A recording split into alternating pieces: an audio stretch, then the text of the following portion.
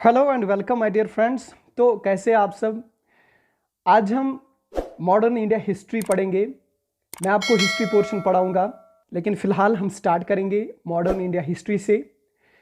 Ancient history भी हम complete करेंगे, होपफुली मेडिवल हिस्ट्री भी और मॉडर्न हिस्ट्री भी, ठीक है। लेकिन फिलहाल हम मॉडर्न हिस्ट्री उठाएंगे, क्योंकि मॉडर्न हिस्ट्री में आपके बहुत सारे क्वेश्चन निकल के आते हैं। आपके यूपीएससी एग्जाम में, आपके आईएएस, आपके केएस एग्जाम में बहुत सारे क्वेश्चन, यानी जो एम्पल ऑफ क्वेश्चन आते हैं वो मॉडर्न इंडिया हिस्ट्री से आते हैं।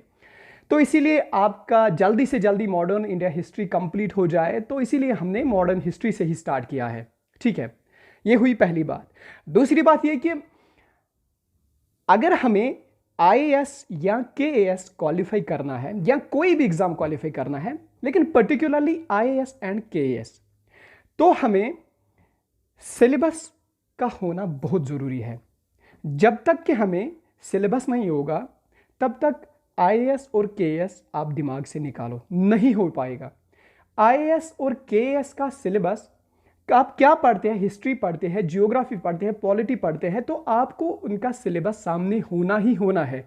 जो लाइन सिलेबस में दी गई है वही लाइन आपको उठानी है और इसी से पढ़ना है। मतलब सिलेबस से लाइन उठानी है और कोई सा भी सोर्स आप उठाइए, फिर पढ़िए वही लाइन।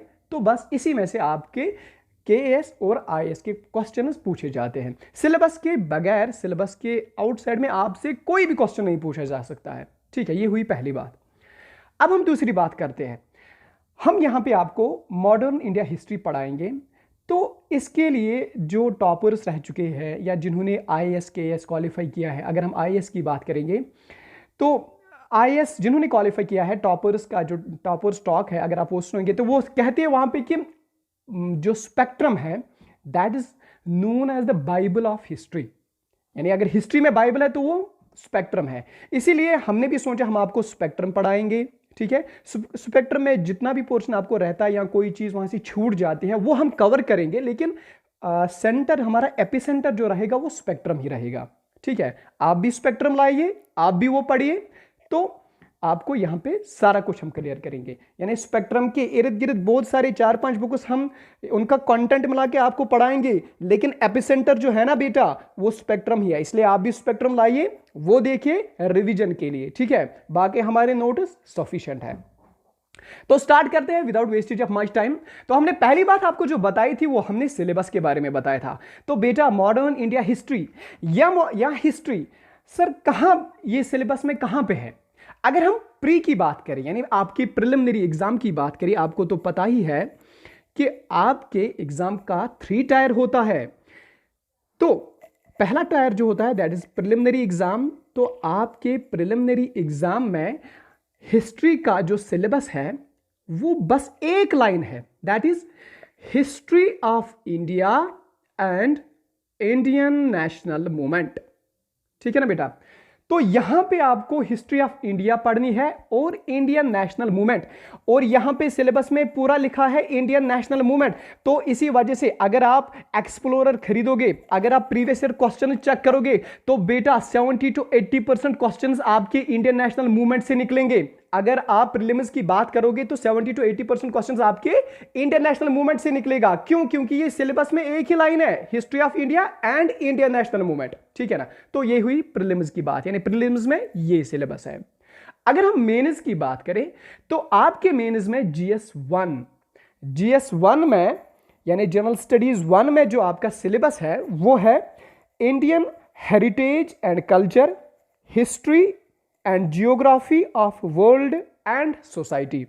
इसमें फिर बाकी कितना रहता है, यानी हिस्ट्री में क्या क्या पढ़ना है। फॉर एग्जांपल इंडियन कल्चर, इसके salient features, art forms, architecture, ठीक है।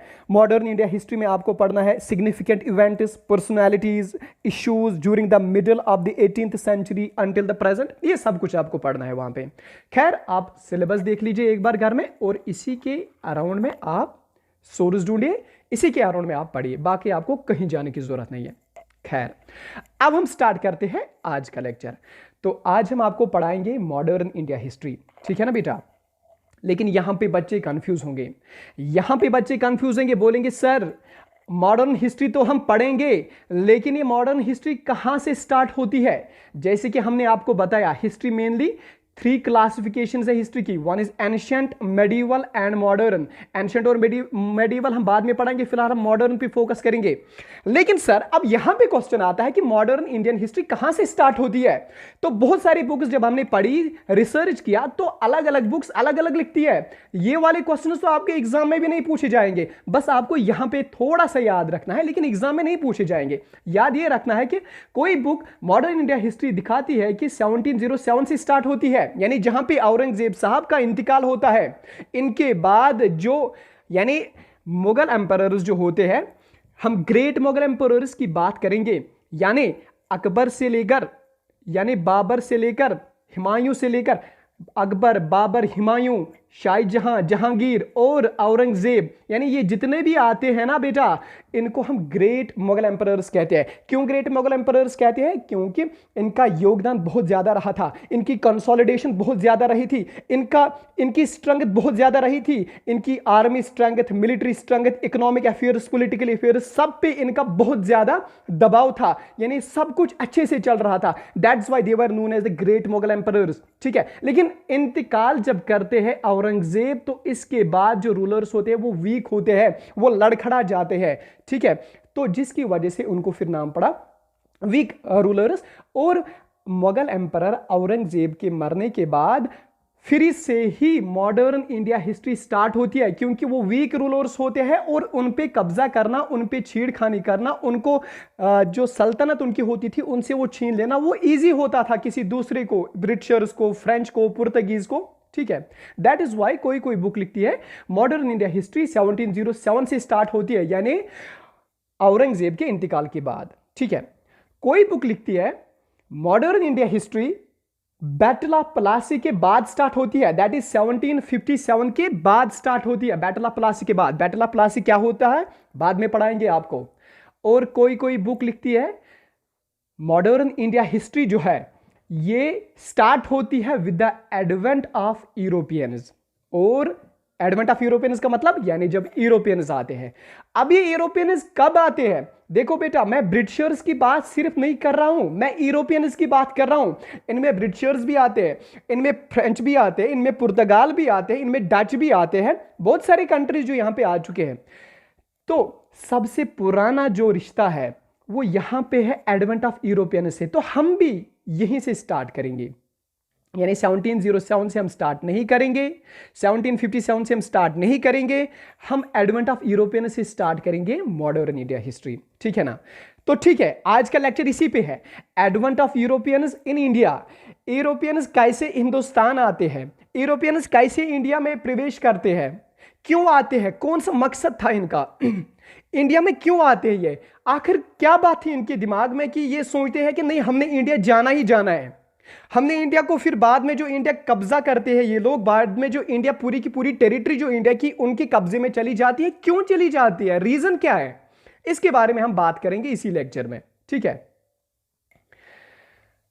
सबसे पहले जो यहां पे यूरोपियंस आते हैं वो थे पुर्तगीज, यानी वो थे पुर्तगाल के लोग।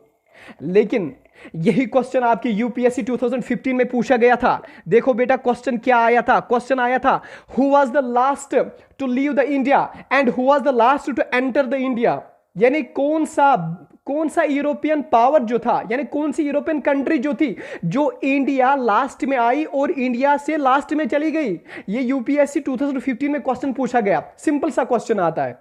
यानी अगर आप हिस्ट्री की बात करेंगे ना तो बेटा हिस्ट्री में हमने बस आपको स्टैटिक पोर्शन पढ़ना है, यानी हिस्ट्री बहुत डिफरेंट है बाकी सब्जेक्ट से। यहां पे आपको स्टैटिक पोर्शन पढ़ना है, 80-90% आपको स्टैटिक पोर्शन पढ़ना होता है यहां पे, यानी जो बातें लिखी गई है, जो बातें एज सच है वही, यानी इस तरह से हम समझेंगे हिस्ट्री बहुत इजी है।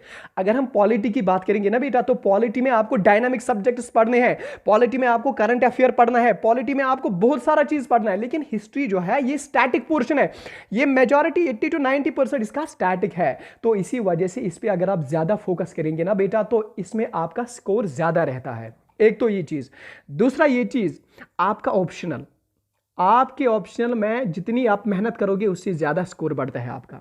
And third more thing, that is आपका GS paper 4, that is ethics. यानी इथिक्स भी जितनी आपकी स्ट्रांग होगी उतना आपका ज्यादा स्कोर बनता है और आप उतना ज्यादा अच्छे से क्वालिफाई कर सकते हैं। ठीक है ना बेटा? ठीक है, विदाउट गेटिंग डिवेटेड तो हम अपने सब्जेक्ट पे वापस आते हैं।